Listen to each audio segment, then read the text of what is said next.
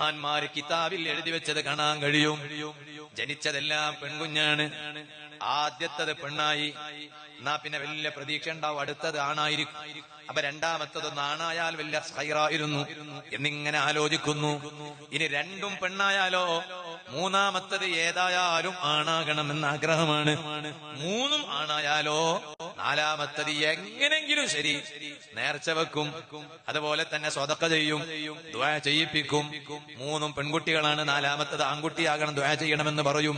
സുഹൃത്തുക്കളെ, എന്നാൽ മഹാന്മാര് പറയാണ്, അതേ ജനിക്കാൻ പോകുന്ന കുഞ്ഞ് ആണാകണോ?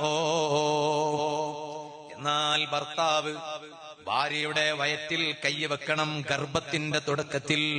എന്നിട്ടതാ ആ ഗർഭത്തിന്റെ തുടക്കത്തിൽ ഭാര്യയുടെ വയറിന്മേലങ്ങ് കൈവച്ചിട്ട് ഈ ഭർത്താവ് അവിടുന്ന് പറയണം ബിസ്മില്ലാഹിർ റഹ്മാനിർ റഹീം. ബിസ്മിയും ചൊല്ലിയിട്ട് ഈ ഭർത്താവ് എന്താണ് പറയേണ്ടത്? അല്ലാഹുമ്മ ഇന്നി ഉസമ്മി മാ ഫീ ബത്നിഹാ മുഹമ്മദാ ഫജ്അൽഹു ലീ ദക്കറാ. അല്ലാഹുവേ, എന്റെ ഭാര്യ ഇപ്പോൾ ഗർഭത്തിന്റെ ആ തുടക്കത്തിലാണ് ഉള്ളത്. ആ ഗർഭത്തിലുള്ള കുഞ്ഞിന് ഇതാ ഞാൻ നിന്റെ ബിസ്മിയും ചൊല്ലിയിട്ട് ഞാൻ ഇതാ മുഹമ്മദ് എന്ന് പേര് വെക്കുകയാണ്. അതുകൊണ്ട് ഫജ്അൽഹു ലീ ദക്കറാ, ആ എന്റെ ഭാര്യയുടെ ഗർഭപാത്രത്തിലുള്ള കുഞ്ഞിനെ നീ എനിക്കൊരു ആൺകുട്ടിയാക്കി തരണേ.